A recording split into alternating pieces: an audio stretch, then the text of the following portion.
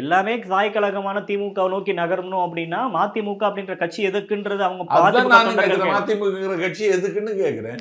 அவங்க பேசுறாங்க சார். இந்த 2026 தேர்தலில் 10 சீட்டு வரைக்கும் கேட்போம், அந்த அளவுக்கு கட்சி வளர்ந்துருக்கு. எங்க வளர்ந்துருக்கு? எங்க வளர்ந்துருக்குன்னாவது சொல்லுவாங்களா?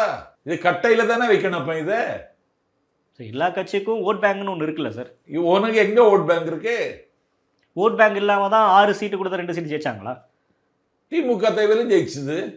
அப்பனா 6 பேர் ஜெயிச்சு. உதயசூரியன் சின்னத்துல நின்று ஜெயிச்சது. யார்கிட்ட பேசணும் யார்கிட்ட பேசக்கூடாதுன்னு விதி இருக்கா? அப்படி ஒரு கட்சி தலைவர் சொல்ல முடியுமா? இப்ப மதிமுக நிலை தான் என்ன சார்? இப்படிதான் கட்சி இப்படிதான் போக போகுதுன்னு நினைக்கிறீங்க நீங்க? அஸ்தமன் ஆயாச்சு.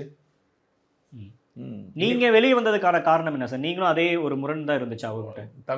நண்பர் சத்யாவுக்கு வந்ததை விட எனக்கு மிகப்பெரிய நெருக்கடி வந்துச்சு. நான் வெளியே வரலையே. நான் இன்னும் மதிமுக தான் இருக்கேன். என்ன நீக்கலையே இது வரைக்கும்.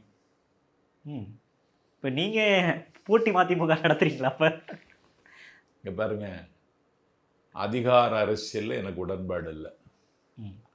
உத்தரவு போடுகிற இடத்துல உட்காரவே கூடாதுங்கிறது என்னுடைய பாலிசி.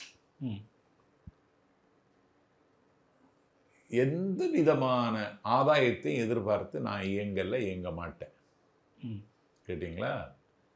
வைகோ என்ன பயன்படுத்தலை. நல்லதோர் வீணை செய்தே நலங்கட புழுதியில் எறிவதுண்டோ சொல்லடி சிவசக்தி என்னை சுடர்முகம் அறிவுடன் படைத்து விட்டாயின்னு பாரதி பாடினான். நான் நல்லதோர் வீணை என்ன புழுதியில் தூக்கி வீசிட்டான்.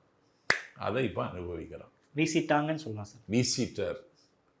இதை விட துன்பங்கள் அவருக்கு இனிமேல் வரும்.